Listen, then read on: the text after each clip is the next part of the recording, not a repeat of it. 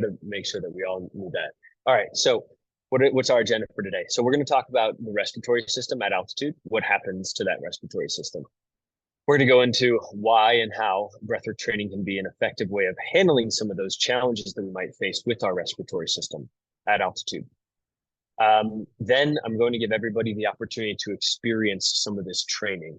So we're going to go through some breath assessments so that you'll actually know firsthand your own sort of scores, so to speak, and how you're doing with your own breath.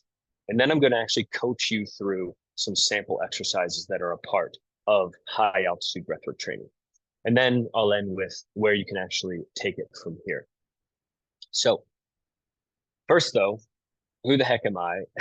And how is it that I've gotten to the point that I can speak at least in some intelligent way about high altitude breathwork? So hi everybody, I'm Anthony. I'm the founder of a company called Recal, which is short for recalibrate.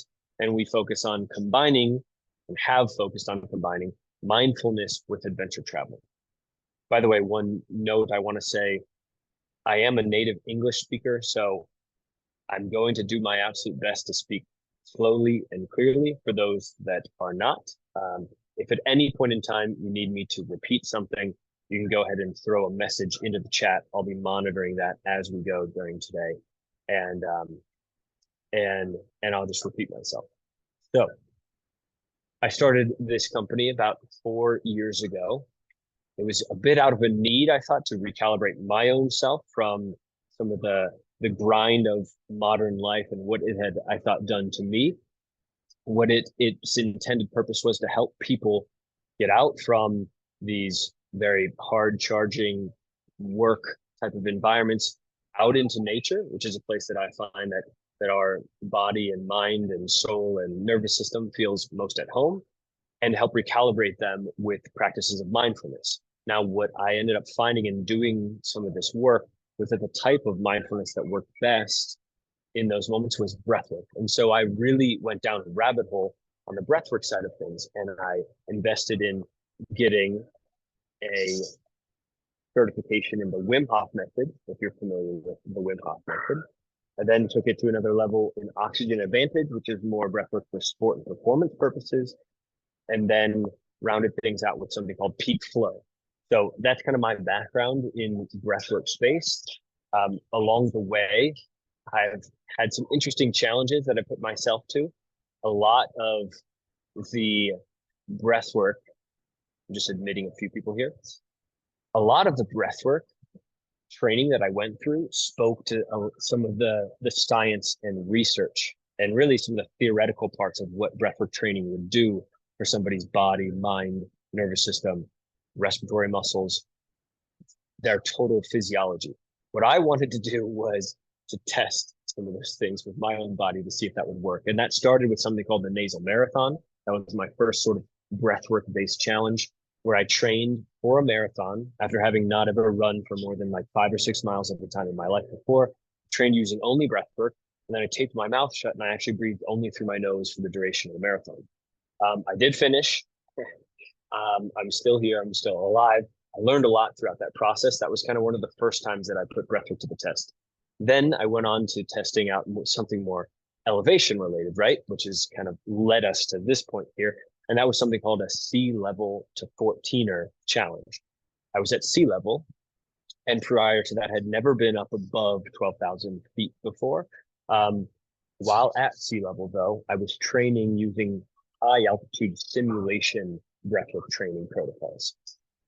And using those, I then challenged myself to show up in Colorado and climb a 14,000 foot peak. That's 4,000, it was 4,300 or so meters high. And that was the second time that I was able to put breathwork to the test, really challenge that research, that theoretical science that a lot of claims are being made around breathwork. So I've then since actually continued on with these experiments and gone over 5,000 meters with some of my own personal experience with the breathwork training. Now, the training program that I took on and that I was testing out, again, as I mentioned, had a lot of research behind it. So these are some of the examples of the research that's been shown around high altitude breathwork. There's examples like effects of hypercapnic, hypoxic training on increasing your hemoglobin concentration, which effectively will also then increase your VO2 max. There's things like actually increasing erythropoietin or EPO concentration from your kidneys through repeated apneas, which are just breath holds. And there's also effects of apnea training on high altitude acclimation and what works and what doesn't work around that. And then there's been a lot of science as well on the effects of breathing protocols on the mountain itself, how you can change your breathing and actually impact the SpO2 levels, for example, your pressure of oxygen in your blood by just changing your breath. So these are some of the examples of research that's been done on high altitude breathwork, and that really guided some of my own breathwork training tests that I was doing. Now, what kind of came out of those tests and out of this research was our as in Recal, my company's 5-week pre-acclimatization breathwork training program. And I always focus on emphasizing pre-acclimatization. There is no replacement to acclimatization. I have to and want to make that very, very clear. However, what you can do with breathwork training is leading up to your experience at altitude during that quote unquote pre-acclimatization phase of your training program. You can use breathwork to ready yourself and your body and make literal physiological changes that will help you out on the mountain.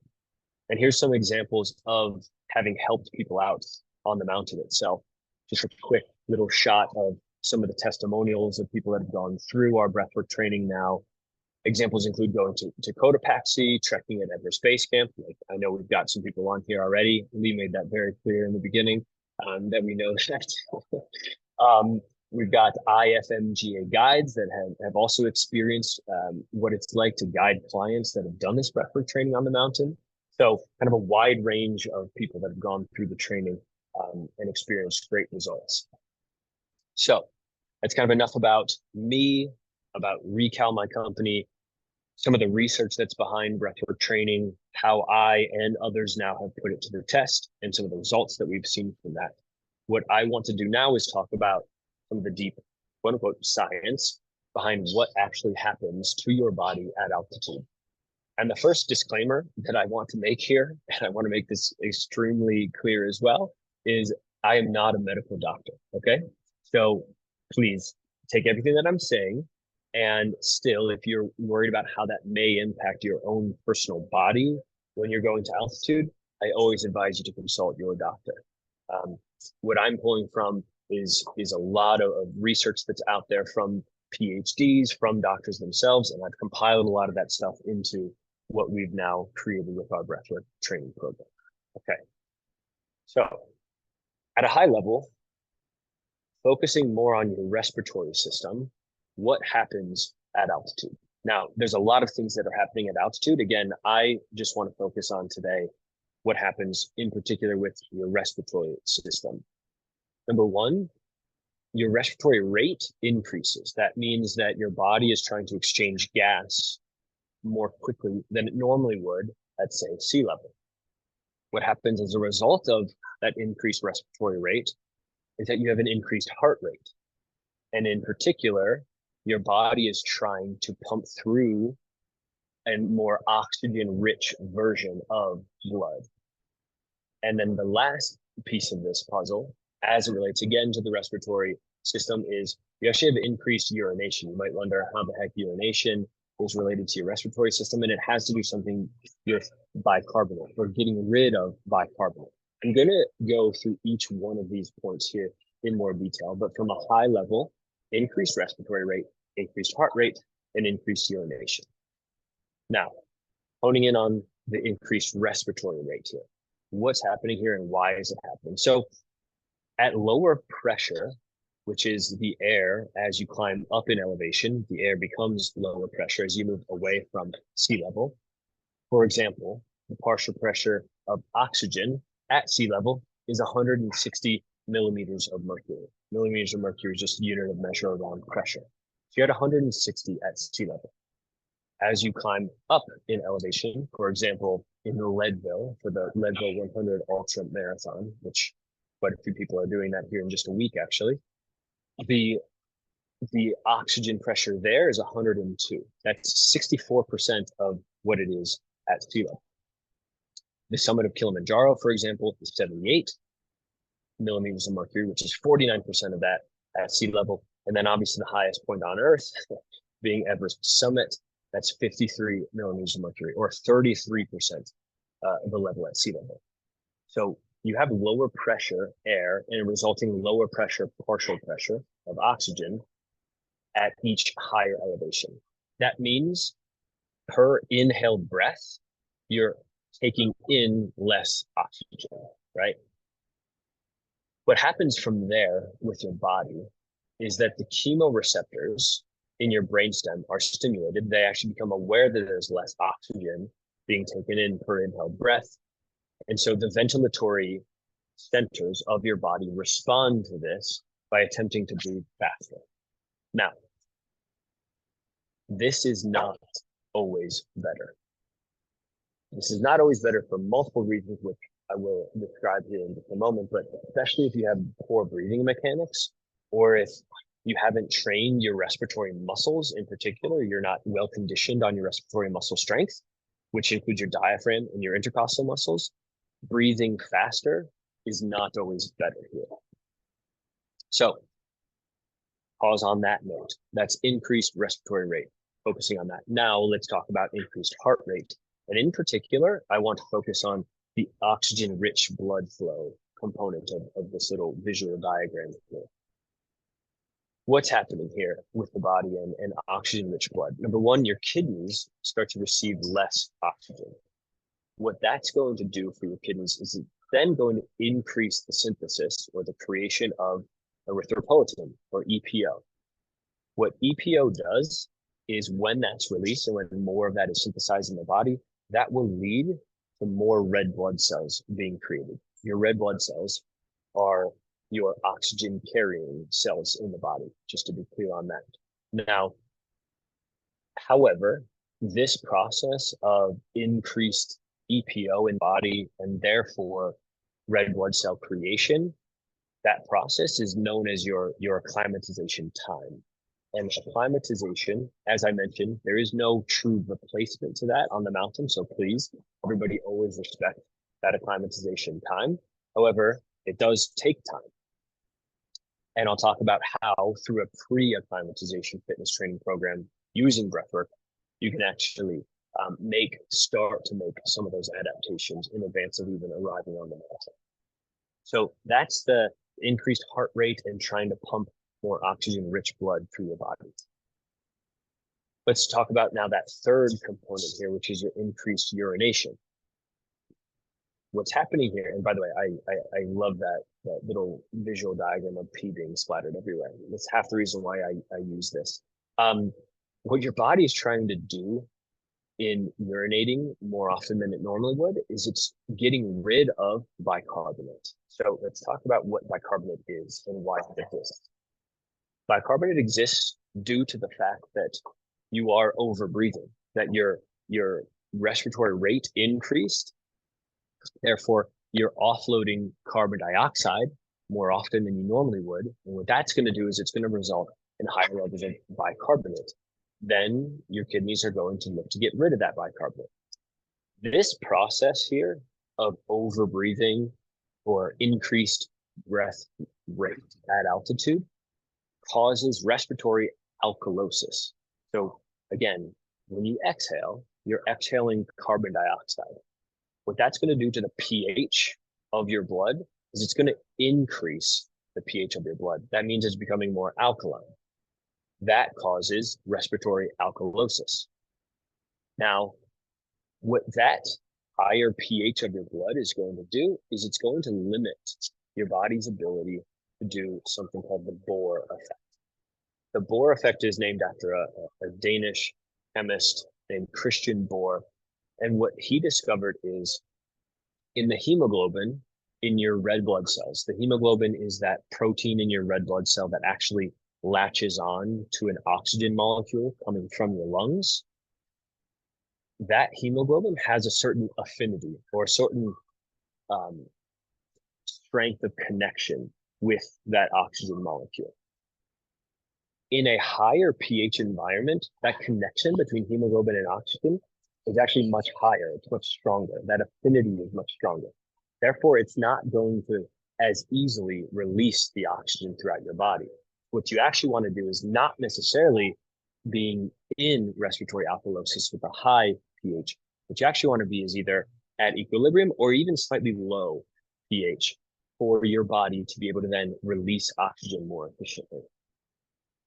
So what you really want to do then is not necessarily be over breathing when you're at altitude. Because the irony here is that the hemoglobin in your red blood cells are not going to be able to release the oxygen to the parts of your body that need it, whether that's your muscles, other tissues in your body, organs in your body. Now, just to make a note, though, if there's any high altitude physiologists and researchers on the call, there is a place, and I understand there is a place for controlled heightened respiratory rate on the mountain, and that's to throw off the balance of pH, and that is going to promote acclimatization. However, I argue and stand by the fact that that's not necessarily good for moments of high exertion. So if you are trekking up the mountain, we want to actually try to keep your breath rate in check, so that you can actually be oxygenating your body more efficiently. Okay, so those are the 3 points here around what's happening at your body, with your body at altitude. Increased respiratory rate, increased heart rate with oxygen-rich blood, and increased urination by the fact that it's trying to get rid of bicarbonate.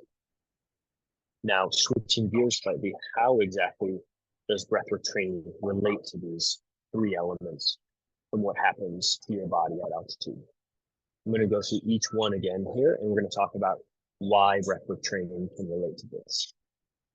On the increased respiratory rate side of things, reason number 1 why you would engage in breathwork training for this effect at altitude is to, number 1, improve the efficiency of your breathing. So what does that mean exactly? What we would want to do is slow down your respiratory rate and ensure, in particular, that you're breathing through your nose, you're breathing slow, and you're breathing low, deep into your lungs, deep into the diaphragm. You want to engage your diaphragm with every single breath that you're taking. So when you're on the mountain, I want you to remember that NSL, nose, slow, and low, principle around breathing. Number 2, through breathwork training and by breathing nose, slow, and low, you can eliminate dead space in your airways, which will improve gas exchange. So dead space is basically that space in your nasal cavity or along the way into your lungs where air is actually held but not really utilized. And even up in your upper lungs area, it's not an area where that gas is actually utilized by your body. Where 70% of your gas exchange actually happens is the lowest part of your lungs. So your bronchioles, there's 23 branches of them in your lungs. The bottom branches, 17 through 23, are actually where 70% of your gas exchange is really happening. So what we can do by breathing slowly and through the nose is we're going to eliminate the impact of dead space and improve gas exchange. Number 3, through breathwork training, you're going to be able to increase and use your full lung capacity. And then lastly, you can teach your body through creating new habits to properly engage your diaphragm, which will, your diaphragm is really your breathing motor, which is particularly important given that you will experience an automatic response of a higher respiratory rate. You want a strong diaphragm and intercostal muscles to be able to combat that, because they are going to need to work harder. And not just because you're breathing more times potentially per minute, the air at altitude is lower pressure, right? Air moves from high pressure to low pressure. If you are in a lower pressure environment, it's going to take more work for your lungs, or excuse me, for your diaphragm and intercostal muscles to pull in air into your lungs. Again, because that air needs more work to move from this lower pressure vacuum volume of space into a higher pressure volume of space. So your diaphragm and intercostal muscles are going to work harder to pull in the air. We can condition those that diaphragm and intercostal muscles through breathwork training. So what's next here? Increased heart rate then is our second point. And how does breathwork training actually relate to this? Again, I'm honing in on that oxygen-rich blood component of this. So reason number two behind why breathwork training is to make physiological adaptations in your body. And there's really two of these that I'm going to point out here on this call. The first one is to increase your red blood cell count, or your hemoglobin concentration, through EPO, erythropoietin release. You can release erythropoietin in your body through controlled breath apneas. This has been proven through a lot of the scientific research that's out there. And I myself have experienced this even through the training and preparing myself to go to higher altitudes. You can literally make that adaptation of increased red blood cell count by doing breathwork training. Number two, adaptation that we're looking to make physiologically is to improve your carbon dioxide tolerance, or your CO2 tolerance, to prevent that overbreathing when you're at altitude. So therefore you can embrace the Bohr effect, and you can actually enable the hemoglobin to release oxygen throughout your body more efficiently.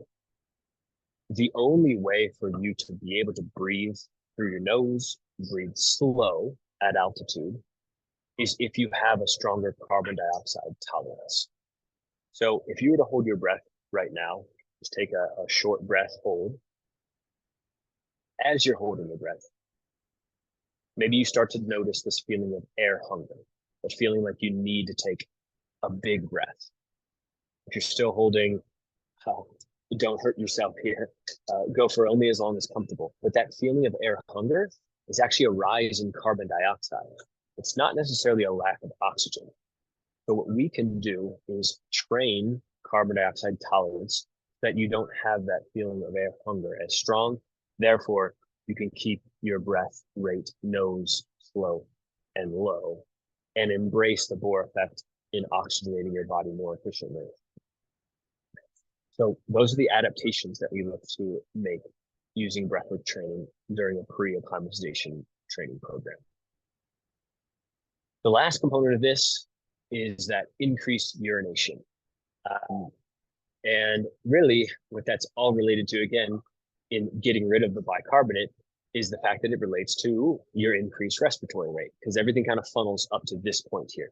So reason number three why we use breathwork training is to strengthen your respiratory muscles, your diaphragm and your intercostal muscles in particular again. So as I mentioned before, there's an increased need to engage these muscles because you need to pull in the air from that lower pressure air that you face at altitude. If in fact you do not have a well-conditioned diaphragm or intercostal muscles, what you're going to end up doing is engaging your peripheral muscles related to breathing. You might engage your chest more or your shoulders more. And these are not your muscles that are actually designed to help you breathe. And therefore, you're actually taxing muscles that you don't really need to do something as simple as breathe. So if you have a well-conditioned diaphragm and intercostal muscles, you're going to really improve the breathing economy, or how efficiently you're actually churning through the energy needed to breathe. And therefore, your overall movement economy in the mountains is going to be more improved as well. And then another point on this, if you can strengthen your respiratory muscles and use your diaphragm and your intercostal muscles. Again, your diaphragm is that dome-shaped muscle kind of right beneath your lungs that flattens out on an inhale and it curls back up into a dome on an exhale. You can improve the gas exchange that's actually happening because you're sending the air lower into your lungs where most of the gas exchange happens, and therefore oxygen is getting into your bloodstream and onto the hemoglobin in your red blood cells to be distributed. And there's a little visual diagram again of your diaphragm muscle, that dome-shaped muscle beneath your lungs, and then your intercostal muscles, the muscles right in between each rib bone in your rib cage. On this point, on respiratory muscle training, let's take a quick look at some of the research that is out there around respiratory muscle training. So a few years ago, there was a research study done that focused on inspiratory muscle training. This was done by a doctor named Mitch Lomax. And what he found between groups of people that trained using inspiratory muscle training, and then another group of people that did not, and then they went onto a mountain and basically went up higher and higher. I think this was in the Himalayas specifically. What they found was that in both groups, SpO2, or your partial pressure of oxygen in the bloodstream, declined significantly at ascending altitudes in both of those groups, and was at a similar rate up to 1,400 meters. However, when you got to very high altitude levels, that's 4,800 roughly and above, the SpO2 was significantly higher in that inspiratory muscle trained group, 6% specifically there. So just by, quote unquote, just by doing inspiratory muscle training, you can effectively increase, on average, your SpO2 levels by up to 6% at that very high altitude level, where again, that air is very low pressure. So you need strong inspiratory muscles to bring in the air. So that's a bit of research on that. So this kind of wraps up sort of the theoretical and scientific research backed side of our info session. By the way, if you have any questions, you can throw them up into the chat. I'm happy to address them here at the end, but I do want to hold off so that we have enough time for you to actually experience some of the training yourself here. So we're going to literally go through, beginning with your own breath assessments. These are specific breath assessments that we use even here at Recal as part of our high altitude breathwork training program. We do 3 different breath assessments, really 4 actually. We do 4 of them. However, on today's call, we're going to just do one of them, which is maybe my personal favorite, which is a carbon dioxide tolerance test. So, or a CO2 TT for short. The way that a CO2 TT works is from a seated position here, you're going to sit up nice and straight, tall spine. You're going to relax your body. We're going to take 3 breaths together, a normal inhale in through the nose and a normal exhale. These are very normal breaths. We're going to take 3 of them. After that 3rd breath, and you've exhaled that out, you're then going to take a really deep inhale. You're going to fill up your lungs as much as you possibly can.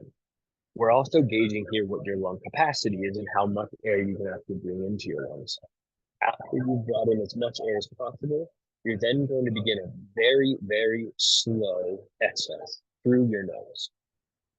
That exhale is going to feel so slow that you can barely even tell that air is coming out of your nose on that exhale. We want to make this exhale as long as possible. You'll get to the point that you're squeezing all the air out of your lungs. Even at the very end of that exhale, you're going to be working with that stress of breathlessness, right? That is carbon dioxide raising in your body. When you've gotten to the point that you squeeze all the air out of your lungs and you can't go any further with that, go ahead and take that normal breath.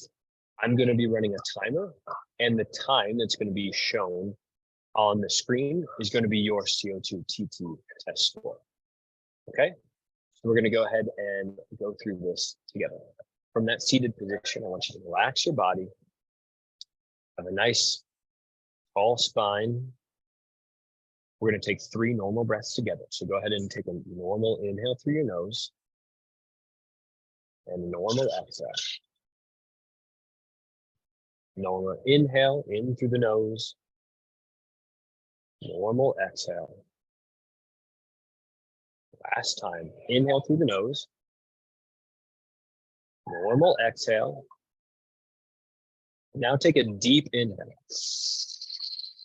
I want you to fill up your lungs as much as you can. Sniff in even a bit more air and begin that slow exhale now.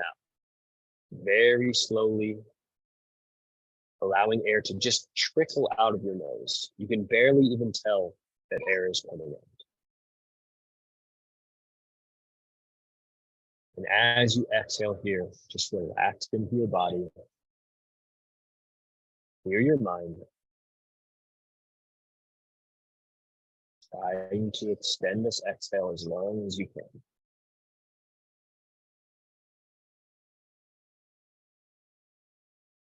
As you're exhaling, maybe you start to feel that air hunger building.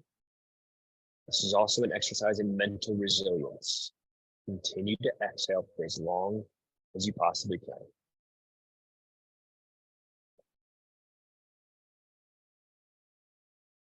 You'll get to that point, if not already, that you're squeezing all the air out of your lungs. I'm gonna let the timer run for another 15 seconds or so. If you're already done, you can just allow normal breaths to come back.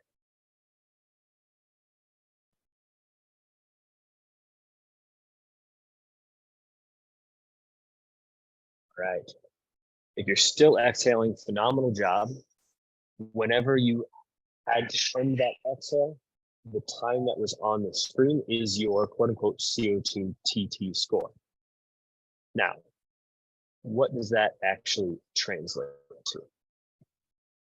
Let's take a look at what the score ranges might indicate here. So if you were in a 20 to 40 range, that's fairly low, and there's a strong sign that you have some level of dysfunction to your breathing.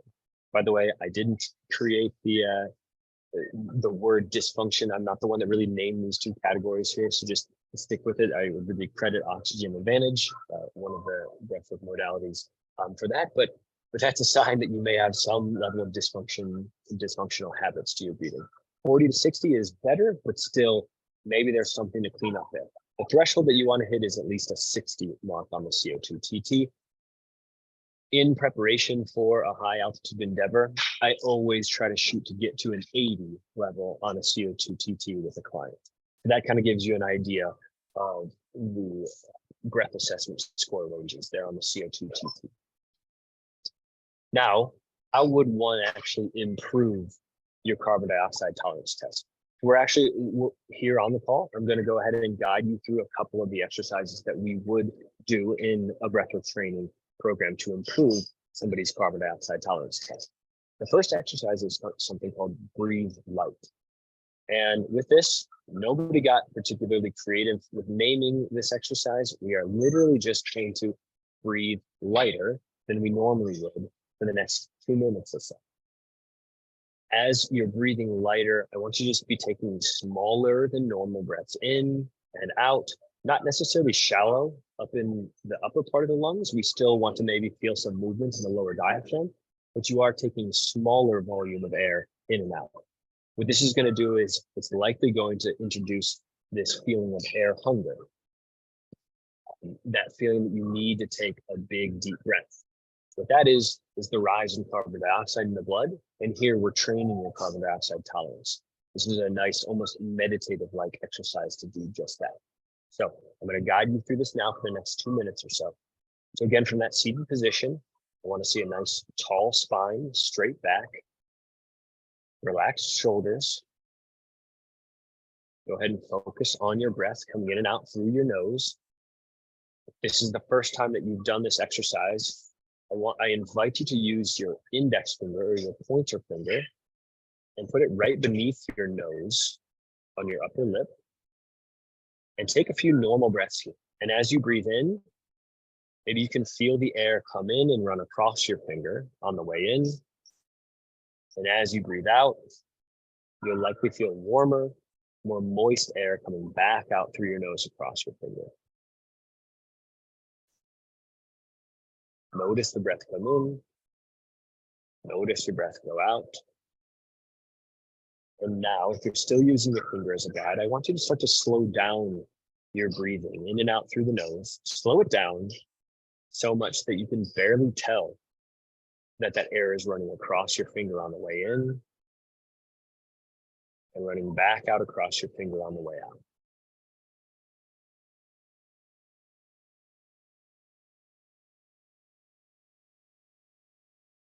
Slow down your breathing here.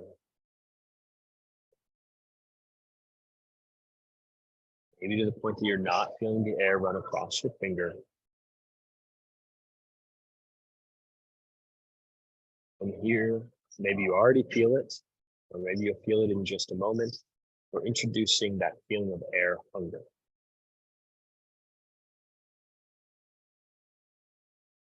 We want to reach a tolerable level of air hunger here, something that's, yes, uncomfortable, but still tolerable at the same time. If your breath becomes erratic, your diaphragm might be contracting to force you to take a deeper inhale. Maybe that's at the bottom of your exhale that happens, or maybe at the top of your inhale that happens. That's okay. We want to try to control the breath, make it nice, even breathing in and out very lightly.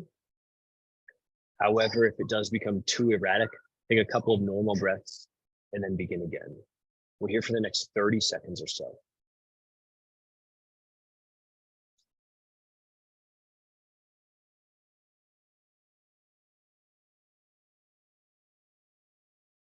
This is likely uncomfortable. Anytime that we're introducing more CO2 levels in the blood, that does introduce that panicky feeling of breathlessness. This is a part of what we're actually trying to train to allow our body to tolerate more carbon dioxide. We're here for just 5 more seconds. 3, 2, 1. Good. Go ahead and breathe normally here. I'm actually going to teach you a little exercise that will allow you to offload carbon dioxide very quickly. And that's called a physiological sigh, which means a double inhale through the nose and an exhale through the mouth. So go ahead and do 2 of those with me now. Inhale through the nose, pause, sniff in again through the nose, exhale through your mouth. Let's do 1 more. Inhale, pause, sniff, exhale through the mouth. Good. That's one of the quickest ways for us to offload carbon dioxide and kind of rebalance the pH in the blood if in fact we did have a heightened, a lowered pH of the blood through that introduction of carbon dioxide. Okay, so that's one exercise that you can actually do yourself to help train your carbon dioxide tolerance.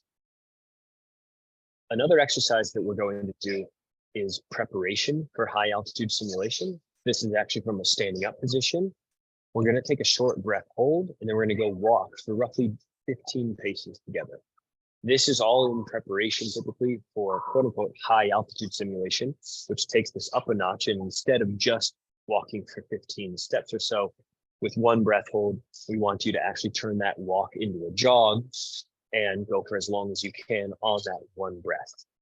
Over time, we would actually even get more sport specific movements introduced, going up and down hills or steps if in fact you're training for a trek, or you do that on like a stationary bike if you're a cyclist and training in that way. But for now, we just want to do together the preparation for high altitude simulation training. So if you've got the space and you want to actually do this with me here, we're just going to do 1 round of this. So go ahead and stand up. And from that standing position,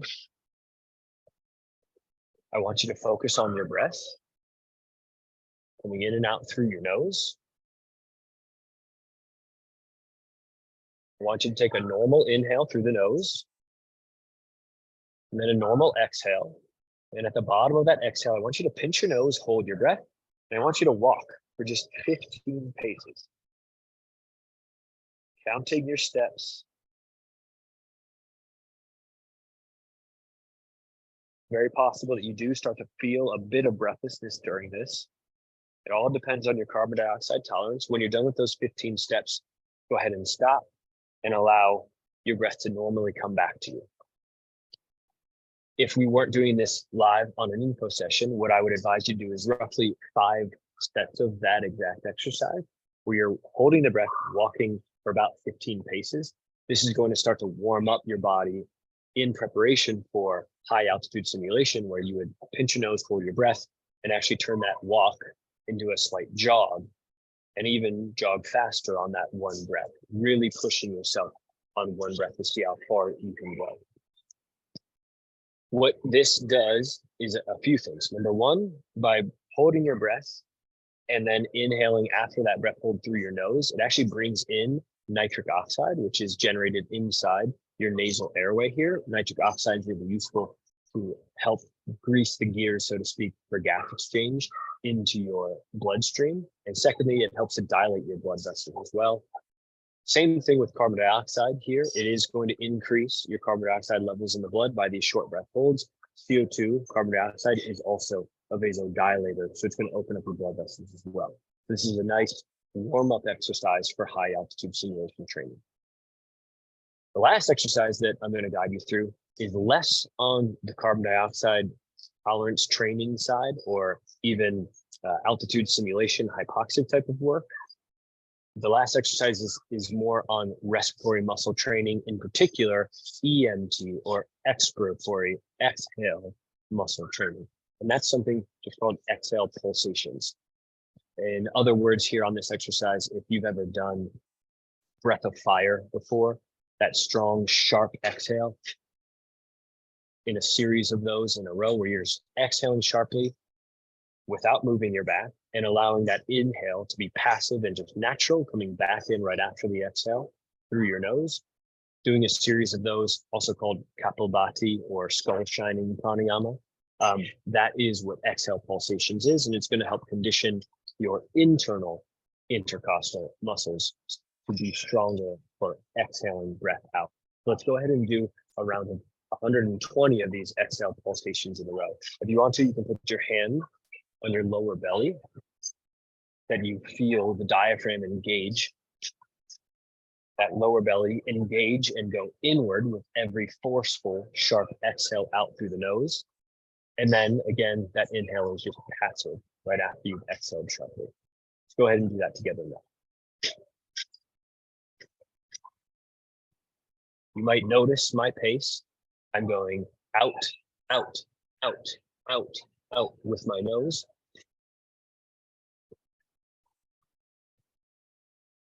Maybe you notice, and maybe surprisingly for you, after you've exhaled sharply out, that inhale comes back in fairly normally, quickly, and almost passively.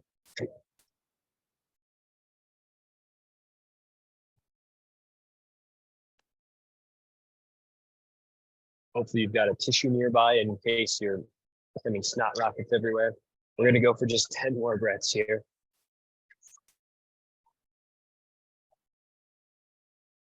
3, 2, 1. Good. Just allow your natural breath to come back.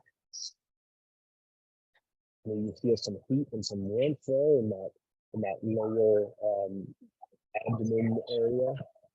By exhaling sharply, again, we're engaging, in particular, engaging quite a few abdominal muscles, but we're really trying to work out those inner intercostal muscles, which helps make our expiratory muscles stronger in preparation to a more efficient gas exchange now at altitude. A typical set of that is 120. So just to give you an idea on the exhale pulsations. So those were our exercises there. Again, that was breathe light, breathing lighter than we normally would to increase carbon dioxide in the blood. And that way we can tolerate more carbon dioxide. We then did preparation for high altitude simulation, just a breath hold and walk for 15 steps. And then lastly, we did exhale pulsations in that realm of respiratory muscle training. So that hopefully gives you an idea of what it would be like to go through some of the exercises in a breathwork training program. Where can you go from here? So I'll throw out some of the free resources that I offer out there. And then obviously I have some paid resources as well, if in fact you're interested in that. On the free resources side, number one is every single Monday, I do host a live breathwork session. This becomes a recording and you can watch it anytime, not just on Mondays, but every single Monday, one of these videos is released. I did put a QR code in case you're interested in joining those Monday morning breathwork sessions. Just with your phone, scan that QR code and submit that form so that you'll receive a reminder every Monday for that. Next is our guide, breathwork guide for hikers, high altitude trekking and hiking. And then we've also created a breathwork guide for climbers in case you're looking for breathwork strategies for climbing specifically. And this would be breathwork protocols that are best used before you actually start a climb on the wall, how to downregulate your nervous system, get yourself nicely balanced, what happens when you're on the wall and panic starts to set in and your nervous system goes up, how you can downshift that very quickly. And then after you're actually done with a more intense stretch of climbing and you want to reset the body, there's a breathwork protocol for that as well. Those are some free resources: Monday morning breathwork guide for hikers, and then breathwork guide for climbers as well. Now, let's take a look at your training options. These would be paid training options here. As I mentioned, what we've done with a lot of the research around high altitude breathwork training, we've pulled it together into a 5-week training program, and there's 3 options for that. The first option is a quote unquote on paper training guide for $75. This is purely on paper. You're basically utilizing a workbook and exercise descriptions to do this on your own. The second thing here, the second training option, I should say, is an online video course. So this has videos that are explaining all of the breathwork training protocols. You actually get to see demos done by me and my colleague, whose name is David Jackson, or Jacko as we call him. He's one of the world's best and most well-known breathwork trainers in the world. He actually coaches me through some of these exercises. So that's what's housed in our online video training course. Or the last option is actual personal coaching with a high altitude breathwork coach, could be me, and that would be $875. In terms of what you should budget every single day for doing a training program like this, would be about 15 to 20 minutes every day. And we look to do the breathwork training exercises 5 to 6 days a week. If you do scan that QR code, of course, you'll be sent to the website where you can actually take a deeper dive into these training options and potentially book it. Now, on this call in particular, I want to call out the fact that people train better together. There's more accountability to that. And I have seen better results as a result of training better together. And so as a part of an info session kind of special, if you do want to do this training yourself, and if you can get a group together, that would be 5 or more people, that go ahead and book that online training version, that 275 tier, you then would actually receive me as a personal training coach taking you through it. So we would host calls together to kick you off. Midpoint during that 5 weeks, we would have another call together and I would guide you through, coach you through some of the exercises. And then we'd have a final call just toward the end of your 5 weeks. So for example, the Everest Base Camp group that I know joined this call as well. The training kickoff for you based on the date that I know that you're going to be at Everest Base Camp, it would be September 4th.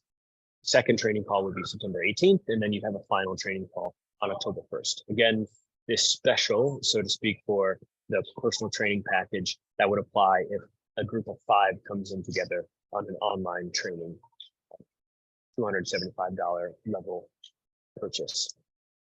Lastly, I want to end with this. This is a little recent testimonial from Tim Fox, who went from Maine in the United States, just about sea level, to Mount Rainier, which is over 14,000 feet. This was in July.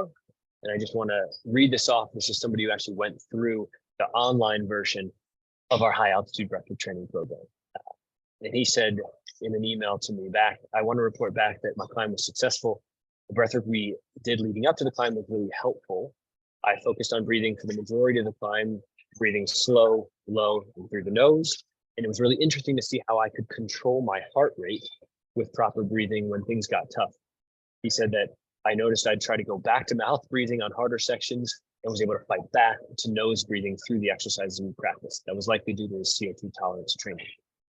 He had no impact from elevation, which many of the other quote unquote sea level East Coasters complained about.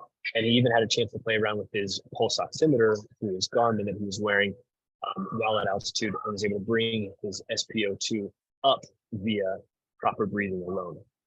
So that's just an example of one of the many testimonials that we've received from people that have gone through the training.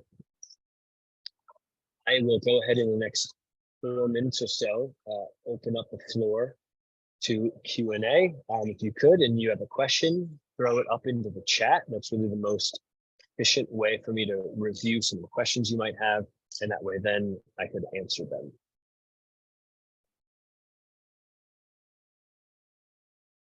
I'm going to put our next info session up there as we go through some of the Q&A, if any.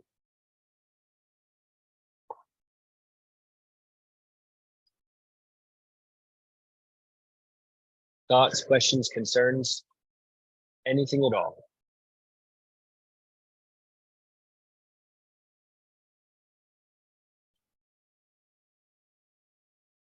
It's a lonely Q&A.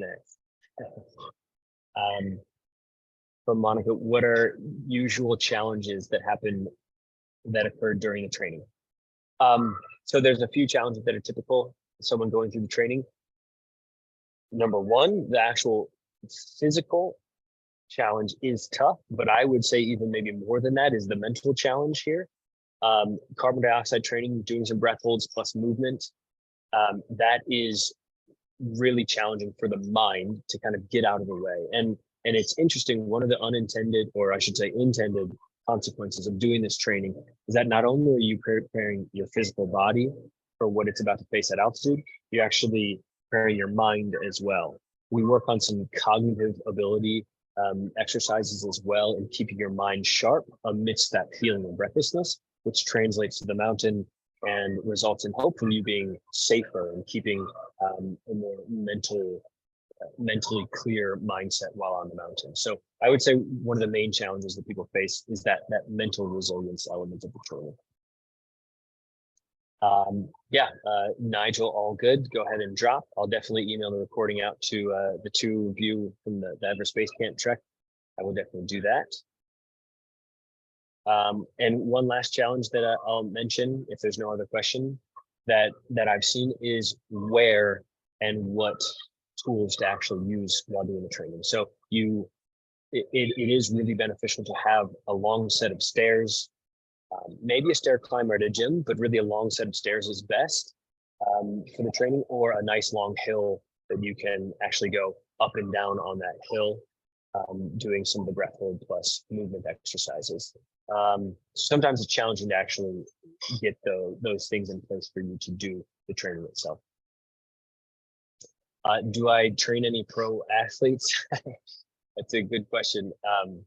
Well, Martin, I know Martin's on the call right now. Actually, I don't know if he would call himself a pro athlete. I sure saw him going to call him a pro athlete. He's a high altitude endurance trail runner who's on here and has held for a period of time in FKT on Aconcagua down in Argentina. So Martin, I know you're in here, not to call you out, but I consider you a pro athlete, and I know that you're in here. So yes, we do have some athletes that are on our roster.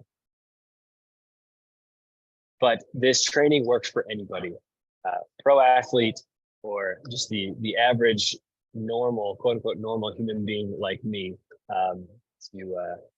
You can get results out of this. Okay, so we'll go ahead and wrap up the call right on time here. I want to thank you all so much for joining. Truly a special experience for me to share a lot of what I've been working so hard on over the last few years, and putting a lot of this research and everything into a container around a 5-week training program. Please let me know via email afterwards if you've got any questions. I'm happy to answer. Happy training, everybody. Take care. Bye now.